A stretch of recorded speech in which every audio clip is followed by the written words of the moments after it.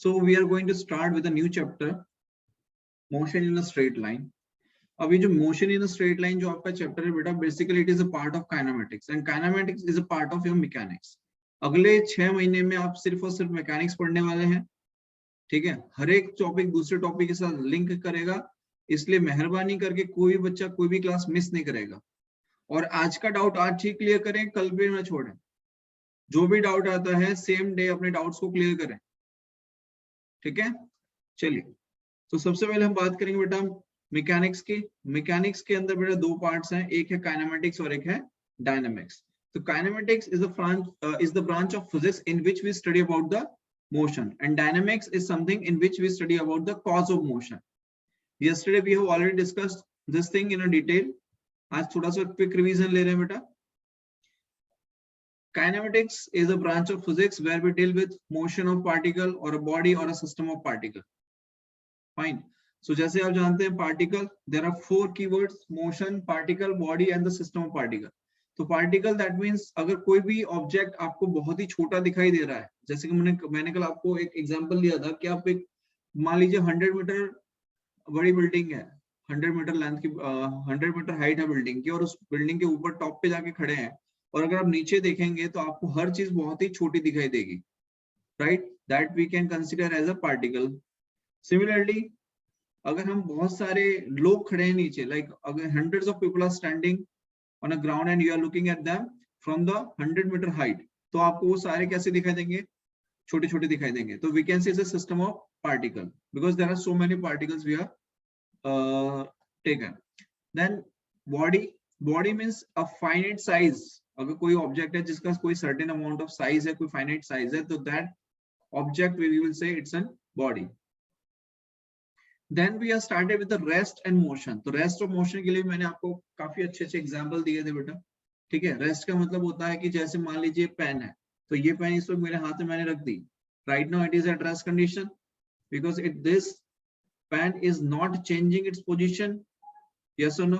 So we can say if any object does not change its position with respect to its surrounding, we can say that object is at rest condition. Yes or no? And if we say if an object is changing its position with respect to its surrounding, then the body is, we can say it's in motion. बोलो यहाँ तक clear है बेटा सभी को? Yes sir. Yes sir. Yes sir. Okay. मैंने आपको बेटा एक एग्जांपल भी दिया था. फॉर एग्जांपल मान लीजिए कि आप सभी इस वक्त घर पे बैठ के पढ़ रहे हैं. अगर मान लीजिए कि मैं एक क्लासरूम में हूँ और आप सभी बच्चे क्लासरूम में बैठे हुए हैं, तो for me you all are at rest condition. For me you all are at rest condition. लेकिन अगर मैं यहाँ से स्पेस में चला जाऊंगा, स्पेस में से जाके अगर मैं आप सबको देखूंगा तो आप सारे कैसे दिखाई देंगे? You all are in a motion. Why? Because you are on the earth and earth is moving with a constant speed. जब कोई ऑब्जेक्ट कांस्टेंट स्पीड से मूव करेगा और मैं ऊपर हूँ, तो मेरे लिए तो जो अर्थ है वो पूरी क्या है? रोटेशन. मतलब पूरा अर्थ क्या है? मोशन में है. अगर अर्थ मोशन में है तो अर्थ के साथ साथ क्या आप भी मोशन में होंगे? राइट. तो for me you all are in a motion. Got it everyone? Yes sir. Yes sir. Yes sir. तो यहाँ तक बेटा हमने कल कहानी स्टडी की थी. अब हम इससे आगे बढ़ेंगे, ठीक है? अरे हाँ या ना? Yes. Yes sir. Yes sir. Let's say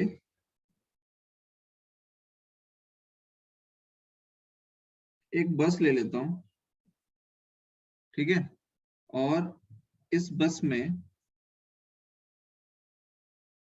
let's say motion. So an object changes its position with respect to its surrounding is called an object is in motion. Yes or no? Yes.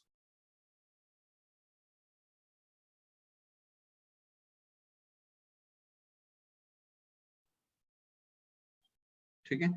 अब यहाँ पे मैंने एक example दिया कि देखिए जैसे Malay करके लड़का है फॉर एग्जांपल, तो मलय इज एन ऑब्जर्वर और यहाँ पर एक बच्चा बैठा है जिसका नाम है शुभम, ठीक है. ये दोनों बस में बैठे हुए हैं. तो for Malay Shubham is at rest condition. For Malay Shubham is at rest condition. जबकि बस तो मूव कर रही है, पूरी की पूरी जो बस है बस मान लीजिए एक सिस्टम है और उस सिस्टम के अंदर मलय एंड शुभम है, तो entire system is moving, entire system is in moving, but for a malay is an observer, for a malay shubham is at rest condition, right? और वहीं पर ये फुटपाथ है और फुटपाथ पे यहाँ पर क्या है, एक बच्चा खड़ा है, मतलब कि मलय का दोस्त खड़ा है, मान लो कृष्णा खड़ा है वहां पर, तो क्या हो जाएगा भाई, बस तो चल रही है, बस चलते चलते आगे आएगी, कृष्णा यहाँ पर खड़ा है, तो बस चलते चलते आगे निकल जाएगी और कृष्णा वहीं पर, but for a Malay Krishna is in rest और motion, for a Malay Krishna is in rest और मोशन, मोशन में दिखाई देगा, उसको लग रहा होगा कि ये आगे की तरफ जा रहा है। फॉर एग्जाम्पल जैसे कि हम जब गाड़ी चलाते हैं बेटा, उस टाइम पे आपने देखा होगा कि आप तो आगे जा रहे हैं, आप आगे जा रहे हैं, और जो ट्रीज वहां पर खड़े होते हैं, ट्रीज जो है वो आपको कैसा लगता है कि ट्रीज कहाँ जा रहे हैं, पीछे जा रहे हैं, बट एक्चुअल में क्या होता है, trees are at the same position, they are not changing it their position. बात आ रही है समझ में बेटा? Yes, sir. Yes, sir. ठीक है, तो ये तो हो गया बेटा मोशन। तो यहाँ पर समझने वाली बात ये है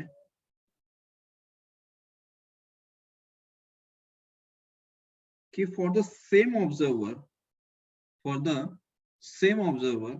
शुभम रेस्ट पे है एंड कृष्णा मोशन में। सो it always depends on what these things depends on what frame of reference पे डिपेंड करेगा। किस पे डिपेंड करेगा बेटा? फ्रेम ऑफ रेफरेंस पे। बोलो आई बात समझ में? अरे हाँ या ना? Yes, sir. Yes, sir. Let's say rest and motion are relative term, depends on both state of observer and particle. So we can say rest and motion are relative. Yes. Sir आपने जो हमें example दिया था कि अगर आप हमें space, मैं ही कह रहा हूं कि मान लो यहाँ पर ऋतु दौड़ रही है रनिंग ट्रैक पे, यहाँ पर यशवी दौड़ रही है, ऋतु की स्पीड 10 किलोमीटर पर आवर है और यशवी की स्पीड भी 10 किलोमीटर पर आवर है, राइट? अरे हाँ या ना? हाँ यस सर। तो क्या ऋतु और यशवी को मैं अगर एक डंडा पकड़ा दूं दोनों को, तो वो डंडा ऋतु और यशवी तीनों एक साथ भाग रहे होंगे? Yes sir. अरे तुम लोगों ने जो रॉड पकड़ी होगी वो भी हाथ से नहीं छूटेगी, बिकॉज तीनों की स्पीड, दोनों की स्पीड सेम है। अगर इसकी 11 कर दूं और इसकी 10 ही रखूं तो फिर चेंज आ जाएगा, बिकॉज उस कंडीशन में क्या होगा बेटा, यहाँ पर तो मैंने 10 किलोमीटर ली है, लेकिन अगर आप मान लो, समझो मेरी बात, कि आप प्लेन में बैठे हो, प्लेन की स्पीड मान लो 1000 किलोमीटर पर आवर है, ये ऋतु का प्लेन है और ये यशवी का प्लेन है, दोनों की स्पीड 1000 किलोमीटर पर आवर है। जब दोनों एक दूसरे को देख रहे होंगे तो क्या लगेगा कि दोनों कैसी कंडीशन में है? रेस्ट कंडीशन में है। कैसी कंडीशन में है? रेस्ट, क्योंकि एक दूसरे की रिस्पेक्ट में जो वेलोसिटी का चेंज आना चाहिए वो तो आ ही नहीं रहा है, but difference of both velocities तो यहाँ पे 0 आ गई। बात आ रही है समझ में? यस हाँ। अगर मैं इसको कर दूं कि एक 100 और दूसरा 1000, तो रिलेटिवली आपको लगेगा कि एक मोशन में है। यशवी देखेगी ऋतु को तो उसको मोशन दिखाई देगा, ऋतु देखेगी यशवी को तो यशवी को दिखाई देगा। समझ में आ रहा है? हाँ। अब क्लियर है कि कैसे हम रेफरेंस लेते हैं? Yes sir. पक्का? Yes sir. चलिए तो समझिए, rest and motion. Yes sir, मतलब अब इसका मतलब यही होगा कि अगर हम लोग सिस्टम के अंदर से देखें तो हमें ऐसा ही लगता है कि हम लोग रेस्ट पे है, पर अगर कोई बाहर से थर्ड पर्सन देखे तो हमें ऐसा लगता है कि सब मोशन में है। मतलब उसका कंक्लूजन यही निकलेगा ना? मैं ये कह रहा हूँ, चलो मैं आपको बताता हूँ, समझिए फिर से। कंक्लूजन आपका सही है, मैं आपको बताता हूँ। देखिए बेटा, मान लो ये बस है और मान लो ये हम फुटपाथ पे खड़े हैं, ठीक है। अब मैं बताऊं बेटा, अगर आप बस को देखोगे, बस चल रही है आगे की तरफ, ठीक है, बस चल रही है आगे की तरफ, आप रेस्ट पे हो, आप जब बस की तरफ देखोगे तो बस कैसी दिखाई देगी? In motion. मोशन में। मोशन में In दिखाई देगी, motion. राइट। अब मैं ये कह रहा हूँ कि आपने जब बस को देखा तो बस आपको मोशन में दिखाई दी, क्योंकि आप अलग, ये आपका फ्रेम ऑफ रेफरेंस है, ये ग्राउंड है, तो ये एक सिस्टम हो गया, और ये बस है, मूविंग बस, इट्स अ मूविंग बस, तो ये एक और सिस्टम हो गया। तो यहाँ पर कितने सिस्टम हुए? दो सिस्टम हुए, एक ग्राउंड सिस्टम है और दूसरा मूविंग सिस्टम है। अगर आप ग्राउंड पे खड़े हो और मान लो ग्राउंड पे ही यहाँ पर मैं मनश्री को खड़ा कर देता हूँ लाके, कि मान लो ये मनश्री खड़ी है, यहाँ पर दिया खड़ी है, तो जब दिया मनश्री को देखेगी तो उसको कैसी दिखाई दे रही होगी? रेस्ट पे या मोशन में? Rest. रेस्ट पे दिखाई देगी, रेस्ट पे। Because she is in the rest condition, right. लेकिन अगर मान Yes. लो कि यहाँ से मनश्री ने दौड़ना शुरू किया, तो अब कैसी दिखाई देगी? मोशन में। मोशन में दिखाई देगी। क्यों Motion. भाई? फ्रेम आपने तो, मैं बता रहा हूँ क्यों बता रहा हूँ, बिकॉज आप यहाँ पर बहुत अच्छे से कंफ्यूज होने वाले हो। आपको लगेगा कि मैं ग्राउंड पे हूँ, ये भी ग्राउंड पे है, तो मेरे लिए ये ऑब्जेक्ट हमेशा ही रेस्ट पे रहेगा। अरे भाई ऐसा नहीं है, समझिए पूरी बात को। मैं ये कह रहा हूँ कि ये मान लो दिया है जो कि रेस्ट में है, और ये मनश्री है, ठीक है। मनश्री क्या कर रही है? मनश्री भाई दौड़ रही है इस तरफ, तो जब दिया मनश्री को देखेगी तो मनश्री उसे कैसे दिखाई दे रही होगी? दौड़ती हुई। भाई it is she is in motion for अ दिया। क्यों? यस। क्यों? क्योंकि दिया खुद रेस्ट कंडीशन में है एक ही फ्रेम है ना, देखने जाए तो ग्राउंड पूरा एक ही फ्रेम हुआ, अलग फ्रेम तो है नहीं, राइट। Yes. Yes sir. लेकिन दिया रेस्ट पे है और ये मोशन में है, क्योंकि अब आपको ग्राउंड में भी दो, अगर आप फ्रेम ऑफ रेफरेंस बना चाहें तो बना सकते हैं कि एक ये फ्रेम ऑफ रेफरेंस हो गया और एक ये फ्रेम ऑफ रेफरेंस हो गया, क्योंकि आप मनश्री के सिस्टम में नहीं हो, आप मनश्री के सिस्टम में नहीं हो। क्यों? मनश्री तो दौड़ रही थी, इसलिए आप मनश्री के सिस्टम में नहीं हो।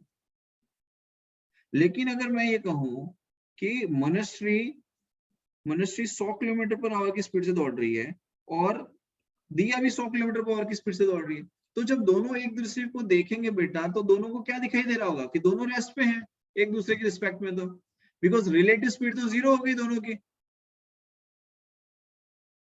अगर आपने कभी ट्रेन में बैठे हो तो ट्रेन में देखा होगा, अगर दो ट्रेन पैरेलल चलती हैं एक ही स्पीड से, तो आपको लगेगा ही नहीं कि ट्रेन चल रही है, लगेगा कि वो तो रेस्ट में है। अगर आप प्लेन में बैठे दोनों हो ही तो रेस्ट प्लेन में। में आपने एक्सपीरियंस किया होगा कि जब आप खिड़की से बाहर देखते हो तो आपको लगेगा कि तो अगले जन्म में पहुंचाएगा, इतना स्लो चल रहा होता है, ऐसा ही लगता है ना, यस सर। Yes. राइट। जबकि आप तो मोशन में हो, काफी अच्छी खासी स्पीड होती है आपकी, 1000 किलोमीटर पर आवर की स्पीड होती है, लेकिन जब आप बाहर देखते हो तो आपको कुछ भी नहीं दिखता है। वहां पे किसकी रिस्पेक्ट में आप चेक करोगे कि ये चल रहा है कि रेस्ट में है?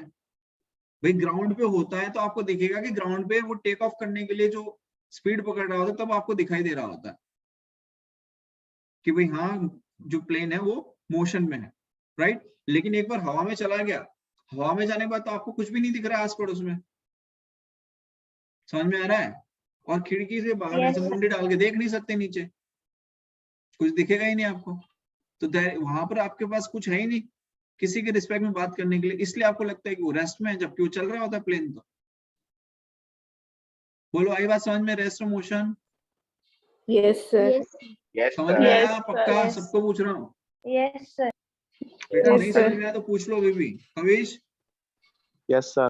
समझ में आया बेटा? अरे सर मेरा कब का क्लियर है सर? अच्छा, तेरा कब का क्लियर है? वही था। अब कोई बाकी है जिसको नहीं समझ में आया हो? अभी पूछ लो बेटा, अभी भी मैं बता दूंगा एक और बार, लेकिन ये क्लियर होना चाहिए। देव, अनीश, यस सर, क्लियर है। पक्का सबको समझ में आ रहा है? सृजल, यस सर क्लियर है। निधि, यस सर, आ रहा है। Yes. Sir. पक्का? फाइनल?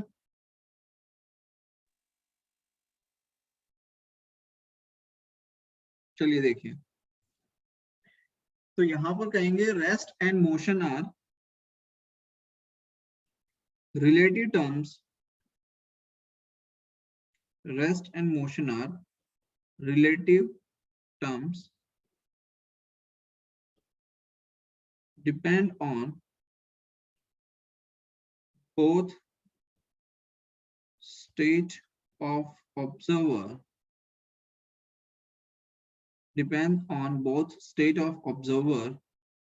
and particle. तो रेस्ट और मोशन एक रिलेटिव टर्म है जो दोनों पे डिपेंड करेगी, ऑब्जर्वर पे भी और पार्टिकल या फिर जिसे हम कहते हैं कोई ऑब्जेक्ट जिसको आप कंसीडर कर रहे हो। बोलो यहाँ तक क्लियर है? हाँ सर। अब समझिए, मान लो ये हमने कोई फ्रेम ऑफ रेफरेंस ले लिया, ठीक, यहाँ पर मान लीजिए ऑब्जर्वर है और यहाँ पर ऑब्जर्वर है। ऑन द सेम लाइन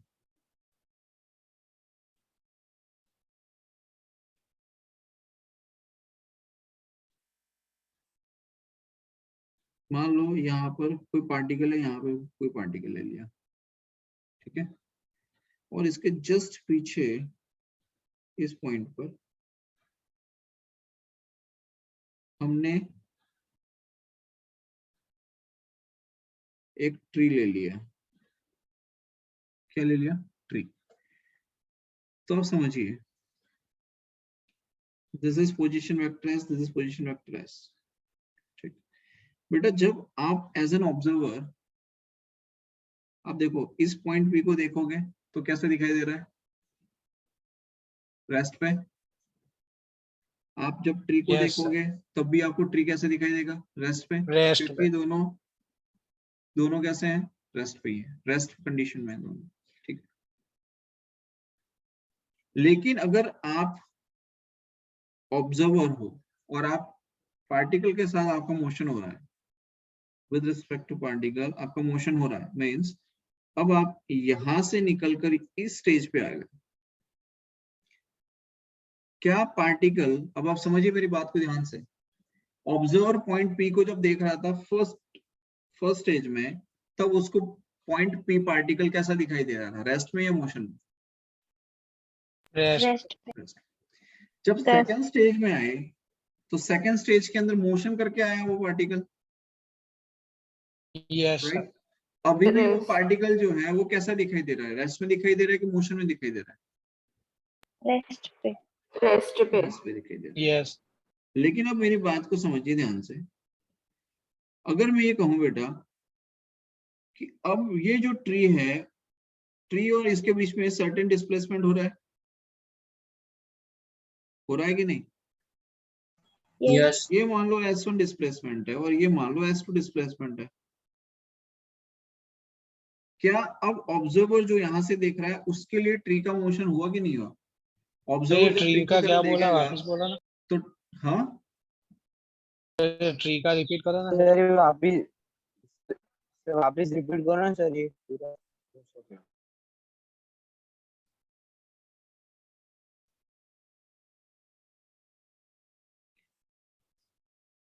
जो ऑब्जर्वर है वो पार्टिकल को जब देख रहा है फर्स्ट स्टेज में, तो पार्टिकल कैसा दिख रहा है? रेस्ट कंडीशन में दिख रहा है। Yes sir. यस जब वो ट्री को देखता है तब भी उसको रेस्ट में दिखाई दे रहा है। हाँ लेकिन अब ये ऑब्जर्वर मूव कर रहा है और इधर आ गया नए स्टेज पे, सेकंड स्टेज पे आया, जहां पर ऑब्जर्वर और पार्टिकल अपनी सेम ही पोजीशन पे, ठीक है। तो ऑब्जर्वर के लिए पार्टिकल पी अभी भी रेस्ट कंडीशन में ही है। यस लेकिन Yes, ऑब्जर्वर के लिए अब जो ट्री है वो ट्री कैसी कंडीशन में आएगी? मोशन। ट्री कैसी कंडीशन में आ जाएगी? मोशन में आ जाएगी। मोशन। तो we can say tree is in motion with respect to observer. Yes sir. बस Yes, यही sir. कंसेप्ट मैं आपको बताना चाह रहा था।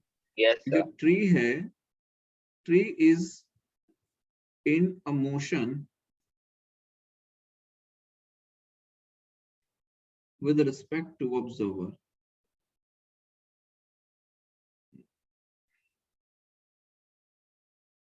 सर एक मिनट,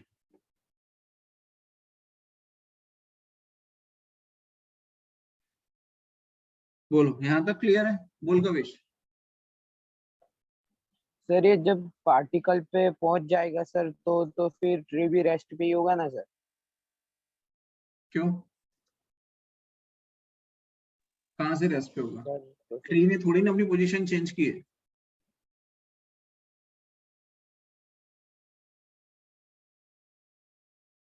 समझ में आया भाई? वो तो मोशन में है, फर्स्ट स्टेज से वो दूसरी स्टेज में जा रहा है, ऐसे चल।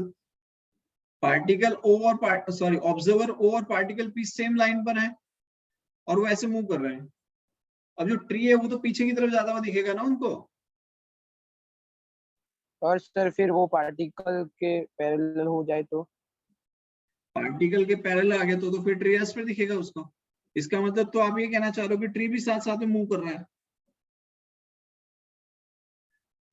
बात आई नहीं समझ सर, में? वो वहां पे पहुंच जाने के बाद तो सर ट्री रेस्ट पे ही दिखेगा ना सर, ऐसा अरे बोल। पर पहुंच जाने के बाद मतलब मैं ये कह रहा हूँ कि भाई वो मोशन में है, वो मोशन में चल रहा है ऐसे, मैं ये कह रहा हूँ। देखो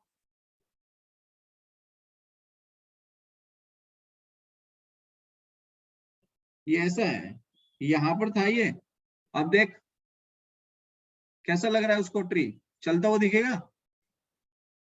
अरे हाँ या हाँ ना? हाँ सर। अब आया समझ में? हाँ सर। सब तेरे को वीडियो मुझे लगा कॉपी कि करके बतानी पड़ती है।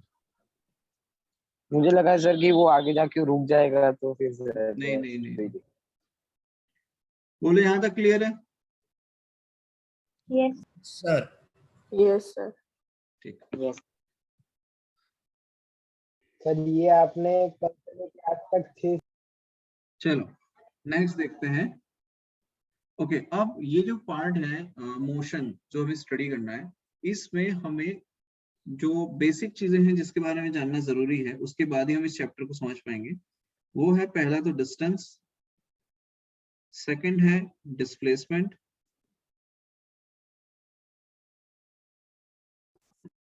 थर्ड है स्पीड, फोर्थ है वेलोसिटी एंड फिफ्थ है एक्सेलरेशन।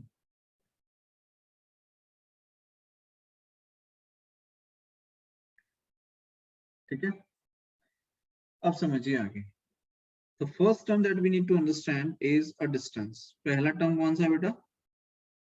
Distance. तो distance क्या होता है? So we can say distance is a total path covered by object or a particle. So we can say distance is a total path length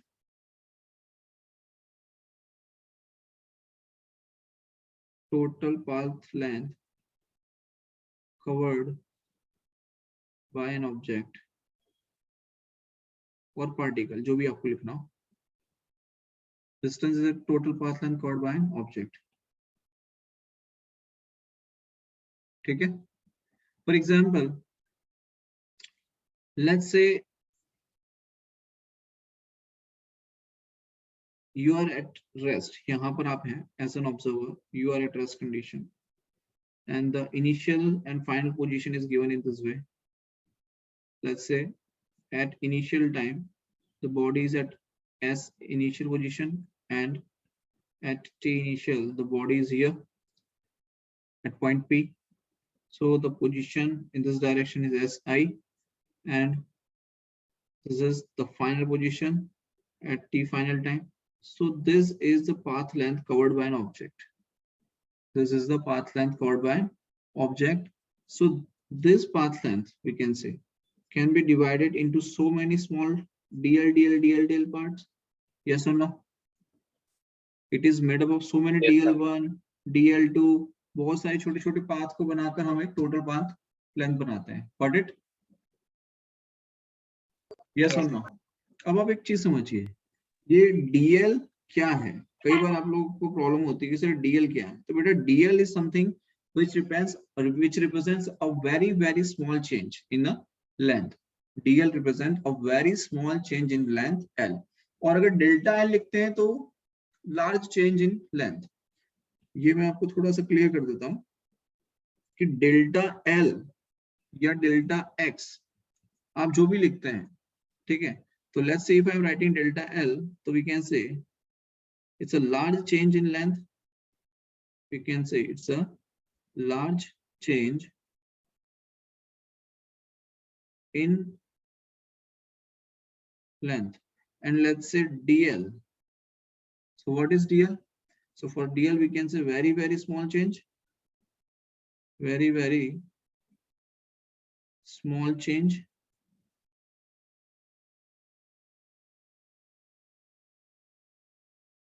Yes or no? अरे हाँ या ना?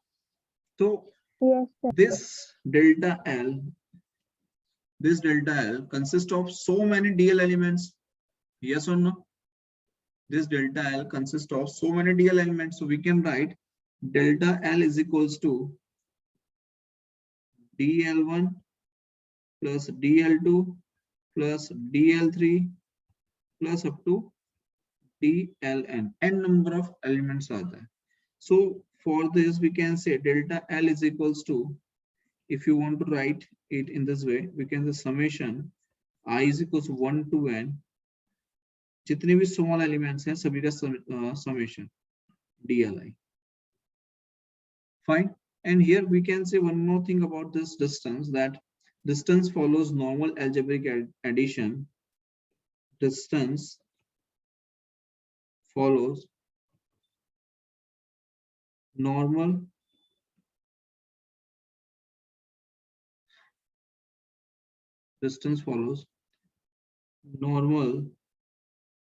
algebraic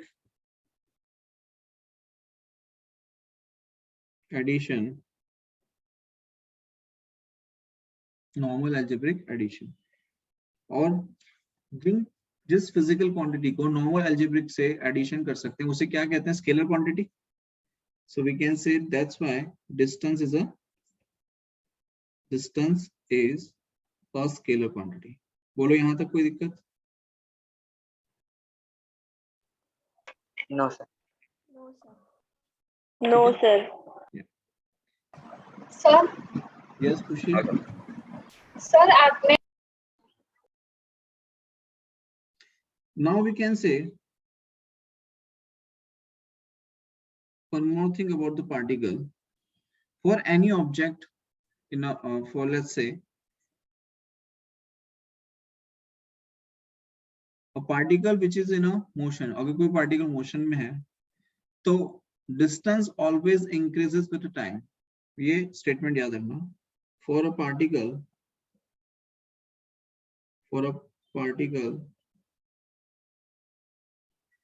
in motion,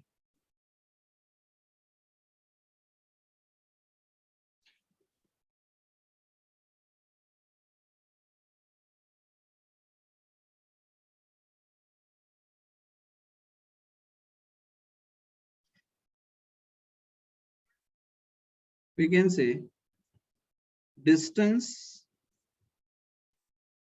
always increases with time. Distance always increases with time t. Distance always increases with time t. For a particle in motion. अगर कोई particle motion कर रहा है बेटा तो टाइम के साथ साथ डिस्टेंस हमेशा इंक्रीज होगा, डिक्रीज कभी नहीं होगा, ये ध्यान रखना. अगर आप मुझे कोई भी एक ऐसा एग्जांपल दे दीजिए कि टाइम बढ़ रहा है लेकिन डिस्टेंस कम हो रहा है, आपके पास कोई ऐसे एग्जांपल है तो बताइए मुझे जल्दी से कि टाइम बढ़ रहा है लेकिन डिस्टेंस कम हो रहा है कोई ऐसा एग्जांपल? अगर पार्टिकल मोशन में है तो, अगर पार्टिकल मोशन में है तो, अगर पार्टिकल मोशन में नहीं है और आप बोलोगे टाइम बढ़ रहा है लेकिन डिस्टेंस तो बढ़ ही नहीं रहा, अरे भाई मोशन में होना चाहिए पार्टिकल. आप तो बोलोगे सर तो मैं तो बैठा ही हूँ यहाँ पर कल से, तो टाइम तो बढ़ रहा है लेकिन मेरा डिस्टेंस तो उतना का उतना ही है, बट आपका मोशन होना जरूरी है. ठीक है? Yes, sir. दूसरी इंपॉर्टेंट चीज जो आपको ध्यान रखनी है वो ये, that distance can never be negative. Distance can never be negative. बोलो कभी सुना है -200 किलोमीटर जाके आया मैं? हाँ भाई, कभी सुना है क्या नो कि सर। यहाँ से बड़ोड़ा नहीं सर। -120 किलोमीटर हाँ, दूर है? नहीं सुना नहीं सर। होगा, राइट? यस। अब आप समझिए इसका एक ग्राफ। अगर बेटा यहाँ पर ग्राफ आपको चेंज इन लेंथ मतलब कि डिस्टेंस वर्सेस टाइम का ग्राफ दिया है, मान लो इसका डिस्टेंस वर्सेस टाइम का ग्राफ दिया है और वो ग्राफ कुछ ऐसा है, तो हम यहाँ पे ये कह सकते हैं 1 2 3 4। अब आप देखिए ये 0 second, 1 second, 2 second, 3 second and 4 second. तो मान लीजिए यहाँ पर टाइम था, सॉरी यहाँ पर डिस्टेंस है 5 मीटर, 5 मीटर। देन यहाँ पर ले लेते हैं 6.5 और यहाँ पे ले लेते हैं 7 मीटर एंड देन यहाँ पर आ जाता है 6 मीटर। अब आप बताइए कि क्या ये ग्राफ सही है? नहीं सर, क्यों सही नहीं है? क्योंकि सर डिस्टेंस वापस नेगेटिव में आ रहा है। डिस्टेंस यानी- डिक्रीज हो रहा है, नेगेटिव नहीं आ रहा, डिस्टेंस डिक्रीज हो रहा है। यानी जो वो सबसे ऊपर पॉइंट है उसके respect. Yes, yes, yes, yes. So this graph ऐसे is not valid. Why? Because time तो बढ़ रहा है बेटा, देखो 5 मीटर से 6 मीटर हुआ, 6 से 6.5, 6.5 से 7 हुआ, लेकिन फिर वापस से 4 सेकंड पे जाके कितना हो रहा है? It is 6 मीटर, वापिस आ रहा है। right? Which is not possible. Distance कभी भी कम नहीं हो सकता है। Yes sir. बात आ रही है समझ में? Yes sir. Yes sir. Now let's talk about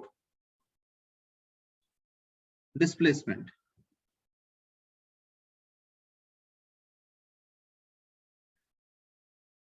यहाँ तक क्लियर है? So in a displacement, we say it is a shortest path length between initial and final point.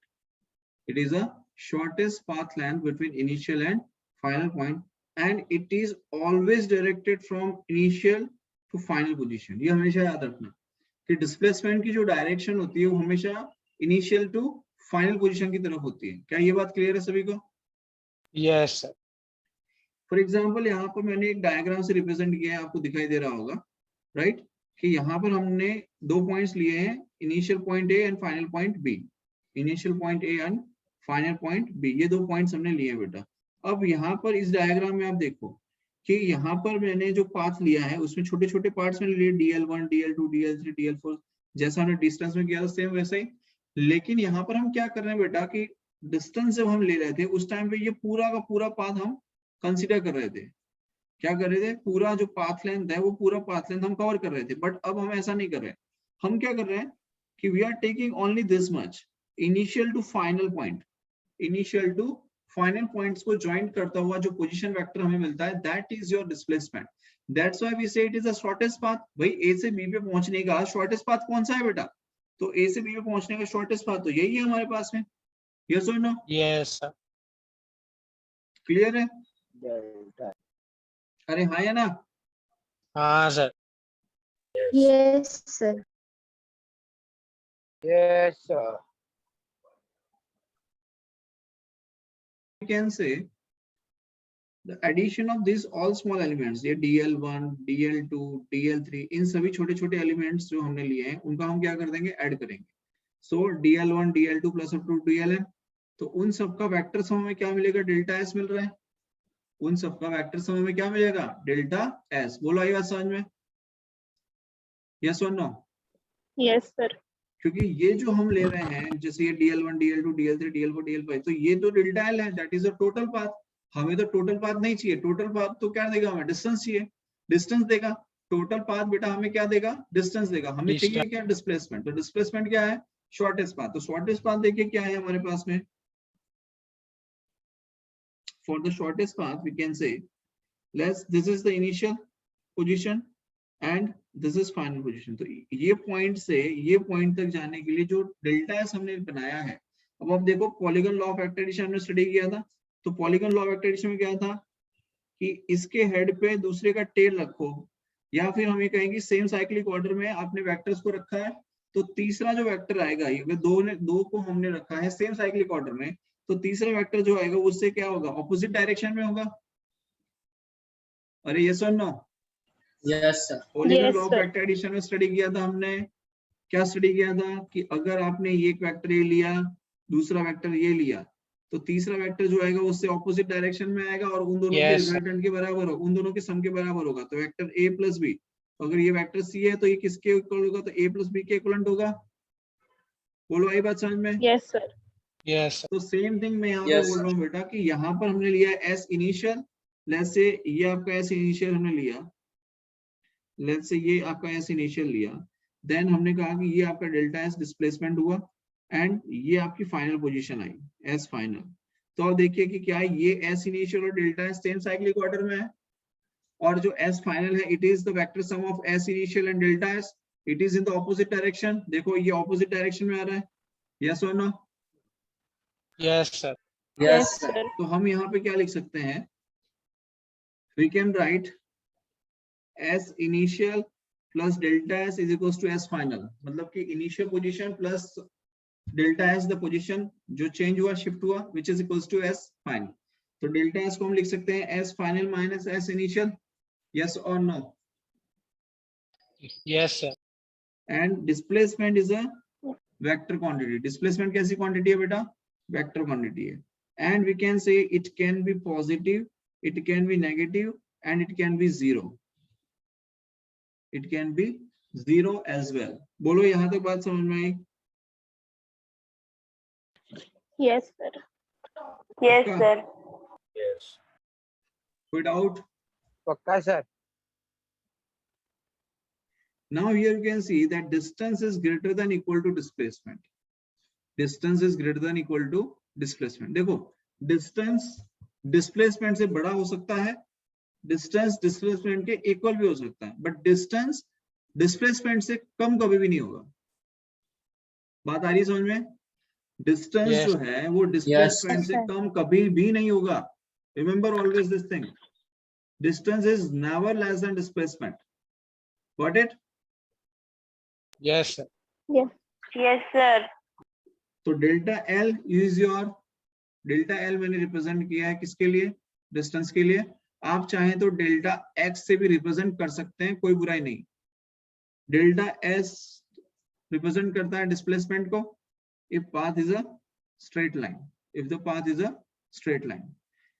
मतलब ये है कि डिस्टेंस और डिस्प्लेसमेंट सेम तभी हो सकते हैं जब दोनों सेम लाइन पे चल रहे हैं, किसी के लिए शॉर्टेस्ट पाथ नहीं हो, दोनों का सेम ही पाथ अगर मिलता है तभी हम ये कह सकते हैं कि डिस्टेंस और डिस्प्लेसमेंट कैसे हैं, सेम है, राइट, बाय मैग्नीट्यूड। दूसरी चीज डेल्टा एस मतलब कि डिस्प्लेसमेंट में भी, डिस्प्लेसमेंट में इंक्रीज और डिक्रीज, डिस्प्लेसमेंट में इंक्रीज और decrease with time. Displacement increase भी हो सकता है और डिक्रीज भी हो सकता है टाइम के साथ में, लेकिन डिस्टेंस क्या डिक्रीज हो सकता है? No, sir. डिस्टेंस कभी भी डिक्रीज नहीं होगा टाइम के साथ। Okay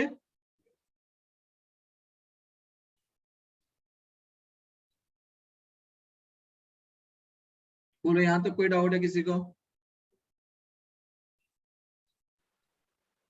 No, sir.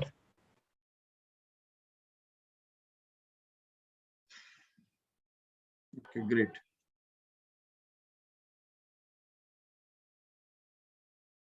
For example displacement को हम बेटा यहाँ पे देखो, मैंने रिप्रेजेंट किया डिस्प्लेसमेंट इनिशियली है 10 आई कैप, अलोंग एक्स एक्सिस है पॉजिटिव डायरेक्शन में, तो 10 आई कैप लिया। मान लीजिए कि वो रिटर्न हो रहा है, फाइनल पोजीशन आ रही है -2 आई कैप। -2 आई कैप रिप्रेजेंट कि वो लेफ्ट हैंड साइड मतलब कि 0 से नेगेटिव की तरफ जा रहा है, तो हमने उसे क्या ले लिया -2 आई कैप, बिकॉज फाइनल जो पोजीशन है वो नेगेटिव एक्स एक्सिस पे आ रही है। ठीक है, अब समझिए मैं आपको दो ग्राफ ड्रॉ करके बता रहा हूँ, वैसे तो बाद में पढ़ते हैं लेकिन मैं अभी साथ साथ में थोड़ा सा बता देता हूँ।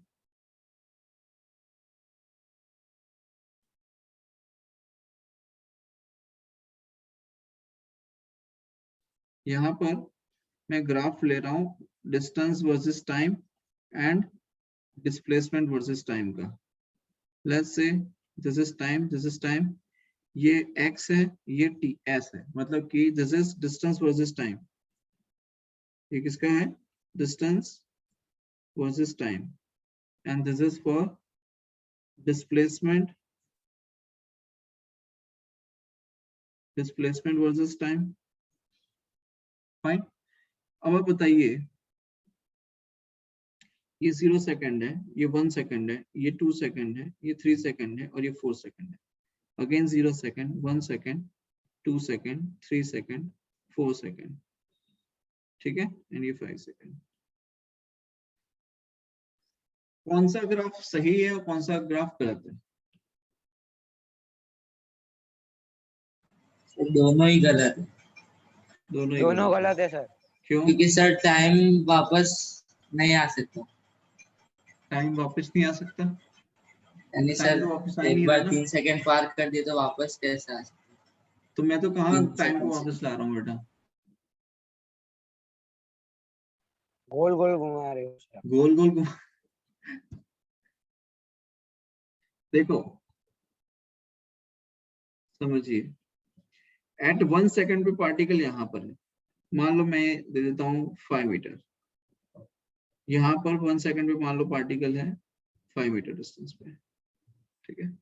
एट 2 सेकंड ये मान लेते हैं, ये जो टॉप है ये हम मान लेते हैं 10 मीटर है, ये टॉप है, इसको हम मान लेते हैं 10 मीटर, ठीक।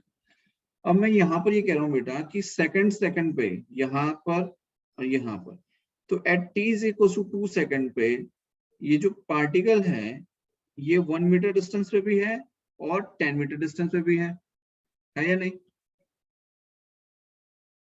समझो मेरी बात यस को। At t is equal to 2 second पे ये पार्टिकल 1 मीटर पे भी है, और अगर मैं डॉटेड लाइन से रिप्रेजेंट करूं तो ये पार्टिकल 10 मीटर पे भी है। तो at t equal to 2 second पे क्या एक ही पार्टिकल दो पोजीशन पे हो सकता है? No sir. नहीं sir. No sir. No, sir.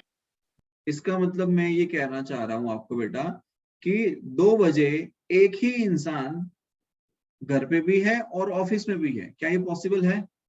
No sir. It is No. Not possible, No, sir. right? So this graph is not valid. Similarly, this graph is also not valid. Okay? हाँ sir.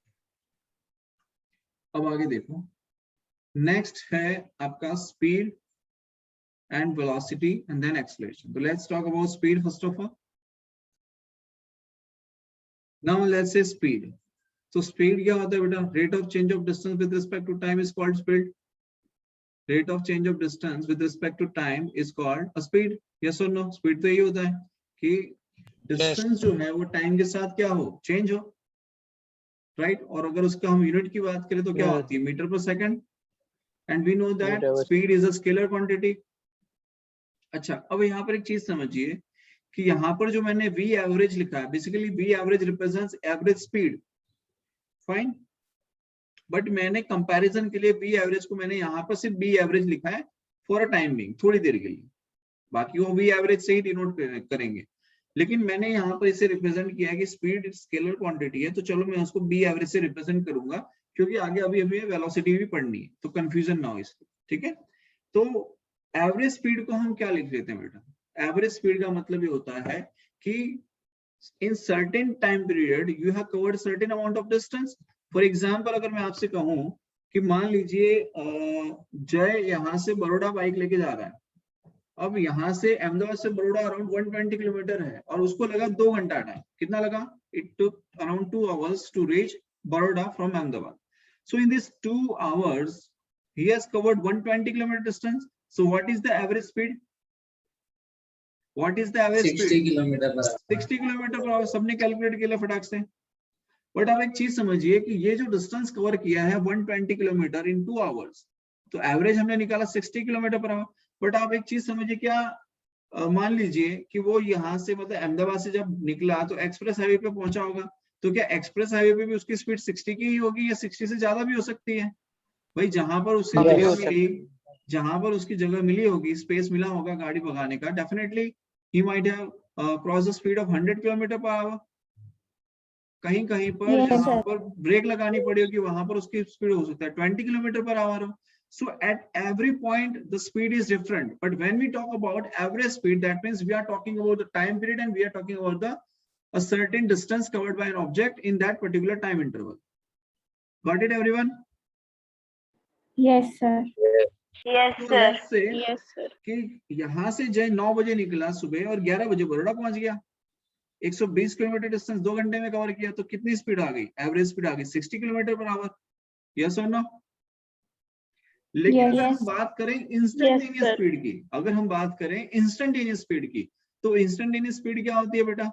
Instantaneous speed का मतलब वो होता है कि किसी instant time में, for example मान लीजिए कि परवन ने फोन किया जय को और पूछा कितने बजे, 10:30 और 6 second, means 10 hours 30 minutes and 6 seconds हो रही है. उस टाइम पे जय को कॉल करके पूछा जा रहा है, परवन ने कॉल किया और पूछा बेटा कि भाई जय तेरी स्पीड क्या है गाड़ी की.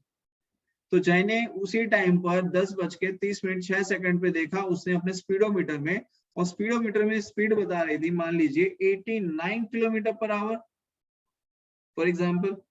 तो ये जो 89 किलोमीटर पर आवर स्पीडोमीटर उस पर्टिकुलर पॉइंट ऑफ टाइम पे जो बता रहा है, that particular speed is a instantaneous speed. बोलो आई बात समझ में? हो सकता है 10 Yes, hours 30 minutes और 07 सेकंड पे उसकी स्पीड 92 किलोमीटर पर ओवर हो गई हो, 92 किलोमीटर पर आवर हो गई हो सकता है 10 hours 30 minutes और 8 सेकंड पे उसकी स्पीड 85 किलोमीटर पर आवर हो गई हो. तो ये जो स्पीड हमें बता रहे हैं, that speed is a instantaneous speed. ये स्पीड कैसी है बेटा? इंस्टेंटेनियस स्पीड है. वो लोग बात समझ में आ रही है? Yes, sir. Yes, sir. Yes. कोई डाउट यहाँ पर किसी को? No, sir. पक्का? No sir. Yes. सर एक बार स्पीड की स्लाइड दिखाना आगे ये वाला. रही.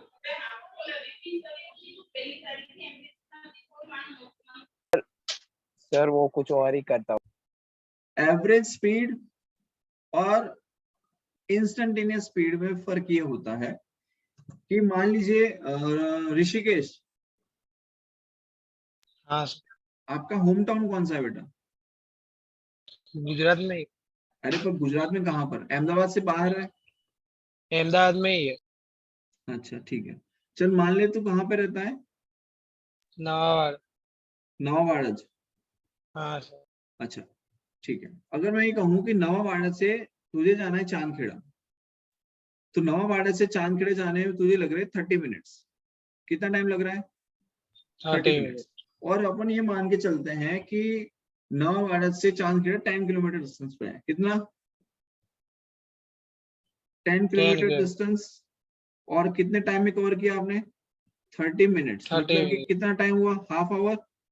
हाँ.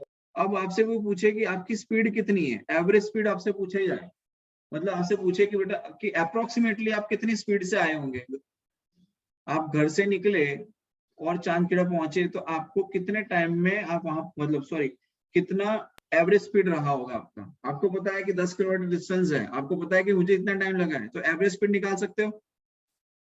Yes sir. कैसे करोगे बताओ? 20 Distance by मिनट होगा time. ना सर? 1 मिनट जिससे पूछा जाए वही बोले. हाँ बोलो बेटा. Distance divide by time. हाँ, डिस्टेंस डिवाइड बाय टाइम. तो कितना आ जाएगा एवरेज स्पीड? कितना आ जाएगा?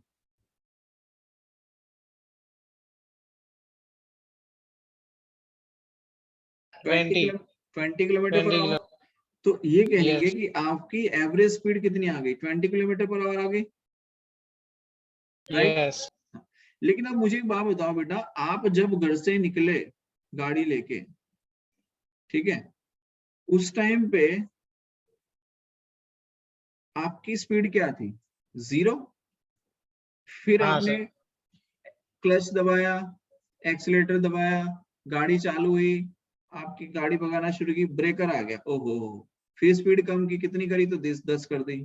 फिर स्पीड बढ़ाई, 30 तक पहुंचे, फिर ब्रेकर आया, फिर 10 कर दी. फिर स्पीड बढ़ाई, 40 तक पहुंचे, फिर ब्रेकर आया, फिर 10 कर दी.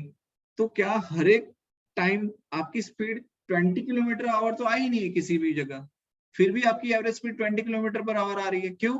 क्योंकि सर्टेन डिस्टेंस आपने एक टाइम पीरियड में कंप्लीट कवर किया है. तो हमें एवरेज स्पीड हाँ, सर। निकालने के लिए वो पूरा डिस्टेंस और वो जो टाइम स्लॉट जो है उसे कैलकुलेट करना है, उसके बेसिस पे आपको एवरेज स्पीड मिले।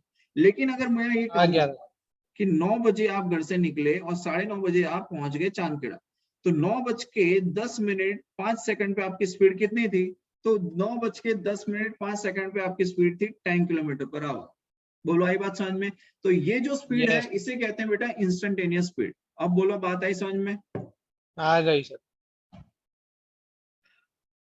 यहाँ तक किसी सर को एवरेज स्पीड मतलब कि है ना, टाइम और डिस्टेंस को देख के एक आइडियल कंडीशन बता रही है ना। मतलब ideal condition in the sense बेटा हम ये कह सकते हैं, देखो हमें हर एक पॉइंट का तो कोई देखेगा नहीं भाई, गाड़ी चलाएगा कि स्पीड वो देखेगा स्पीड। आप गाड़ी चलाओगे कि स्पीडोमीटर को गाड़ी देखोगे? सर। आप तो गाड़ी चलाने फोकस करोगे, लेकिन फिर भी हम ये एवरेज निकालते हैं। फॉर एग्जांपल आपने हमेशा कैलकुलेट किया होगा कुछ इस तरीके से कि मान लीजिए यहां से मैं कहता हूं कि अहमदाबाद से जयपुर 720 किलोमीटर है। अहमदाबाद से जयपुर 720 किलोमीटर है। मैं कभी नहीं गया हूं अहमदाबाद से जयपुर मान लो, लेकिन अगर मुझे पता है कि 720 किलोमीटर डिस्टेंस है, तो मैं एक रफ आइडिया से ये बता दूंगा कि मुझे कितना टाइम लगेगा जयपुर पहुंचने में। एक रफ आइडिया क्या बताऊंगा? मैं बताऊंगा कि 12 आवर्स लगेंगे। एक एवरेज टाइम बता रहा हूं मैं, ये एवरेज टाइम बता रहा हूं कि 12 घंटे के आसपास आप पहुंच जाने चाहिए। किस कंडीशन के साथ मैंने बोला कि 12 घंटे में पहुंच जाओगे? क्योंकि आपने अगर कहीं पर भी देखा हो, अगर अच्छी रोड होती है तो ऑन एन एवरेज स्पीड आपकी 60 km/h रहती है। रोड अगर अच्छी नहीं है तो 50 km/h रहती है। रोड पहाड़ों में चला रहे हो तो 20 km/h स्पीड रहती है। तो ये एवरेज आपने देखा होगा। इवन आप खुद अगर घर से निकलते हो, जैसे मान लीजिए कोई बच्चे हैं जो बिलुड़ा में रहते हैं और वहां से वो मोडासा आते हैं, तो उनको पता है कि 50 किलोमीटर है। अब 50 किलोमीटर है, अगर सड़क बहुत अच्छी है तो 1 घंटे पहुंच जाएंगे, थोड़ी सी खराब है तो 1.5 घंटा या 1.25 घंटे पहुंच जाएंगे। यही हम मेंटल कैलकुलेशन कर लेते हैं, यस सर। यही करते हैं सर हम लोग मतलब एक एवरेज। कंडीशन है बोलो आई सर, बात समझ में? कंडीशन के रिस्पेक्ट सर, हम कंडीशन के सर हम रिस्पेक्ट तो में मन, क्या हम तो सिर्फ सर कह रहे हैं, पर हमें थोड़ी पता है कि इतनी स्पीड होगी। अरे मतलब एक एवरेज ऐसे ही निकाला जाता है सर, मतलब हाँ सर कंडीशन के वही। रिस्पेक्ट में भाई। तू स्पीड एक काम डिसाइड कर, तू होती गूगल मैप खोल ले, गूगल मैप पे तू डिस्टेंस डाल कि यहाँ से यहाँ कितना डिस्टेंस है। अगर हाँ नेशनल सर, हाईवे टाइम होगा तो आप 60 km/h की एवरेज स्पीड मान के चलना, आपको उतना ही टाइम लग रहा होगा। समझ में आया? बोलो क्लियर है? हाँ सर समझ आ गया एकदम। रोनित कुछ कहना है बेटा? समझ में आया? है। ओके तो ये हमने बात की average speed and instantaneous speed के बारे में। ठीक है, now if you talk about velocity, now we talk about velocity.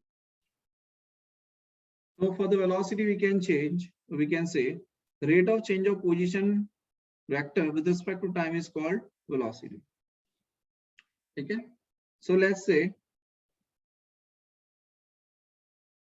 v average is equals to change in position। तो देखो s initial से s final आप पहुंचे तो चेंज इन पोजीशन कितना आया? तो बेटा डेल्टा s चेंज आया। कितना चेंज आया? Delta s। तो हम लिखेंगे for the average velocity we can write, average velocity के लिए हम लिखते हैं बेटा delta s by delta t। क्या लिखते हैं? Delta s by delta t।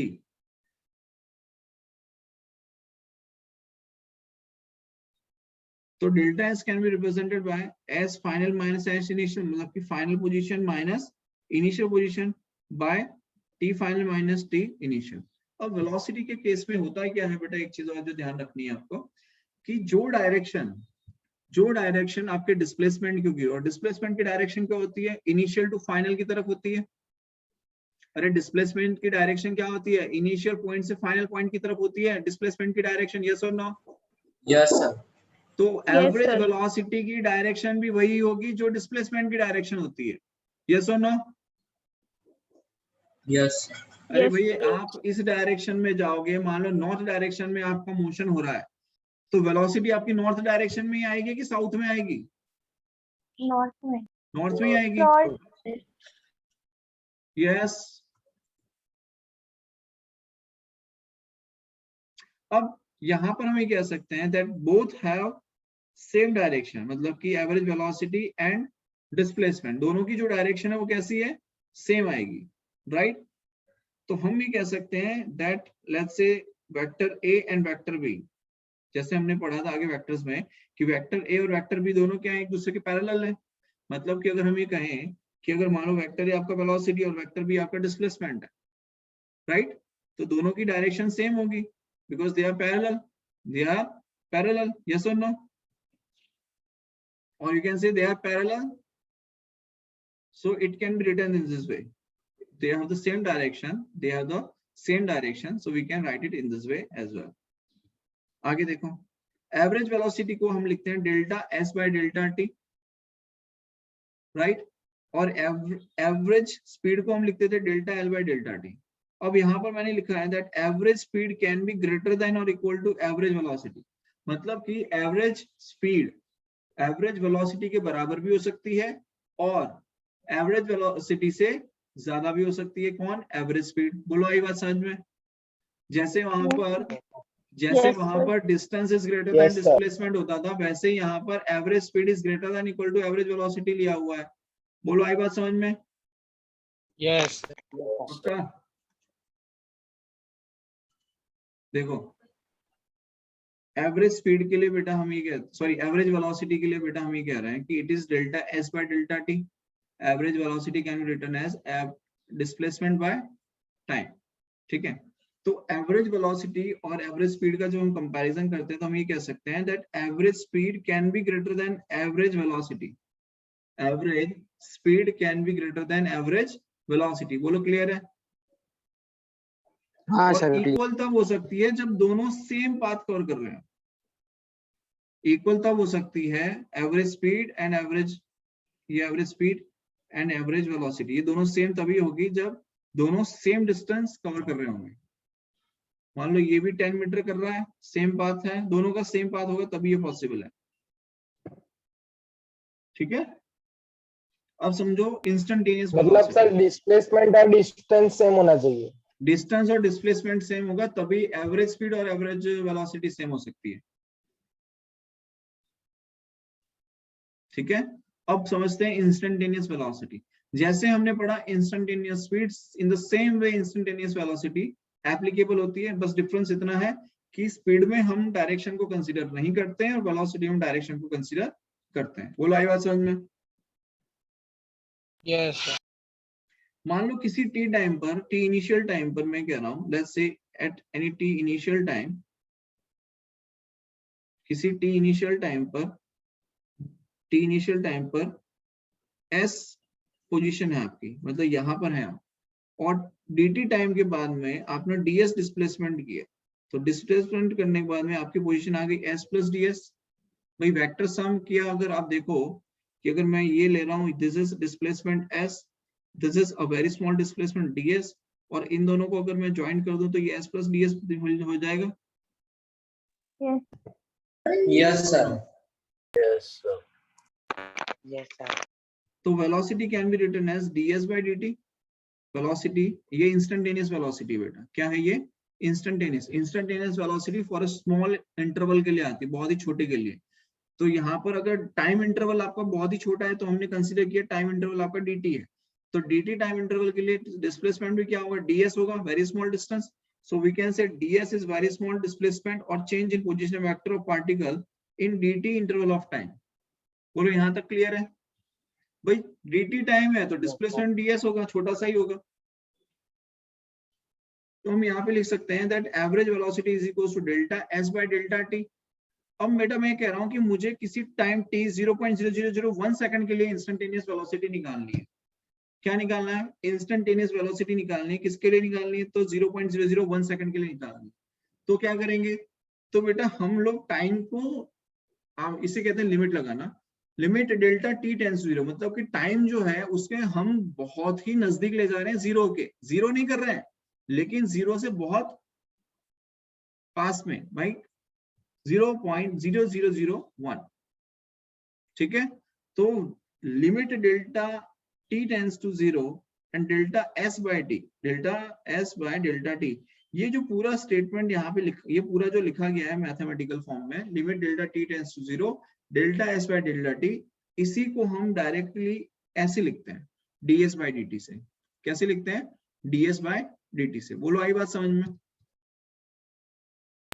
Yes, sir. Yes, sir. ठीक है, तो ये है आपका इंस्टेंटेनियस वेलोसिटी। बोलो यहाँ तक किसी को कोई दिक्कत? No. No. No. तो हमने पढ़ लिया No, sir. Speed, average velocity, instantaneous speed, instantaneous velocity, distance and displacement. No. अब कल पढ़ेंगे No, हम sir, कोई doubt acceleration। अब हम कल पढ़ेंगे एक्सेलरेशन। ओके, एक बार प्रीवियस स्लाइड करो।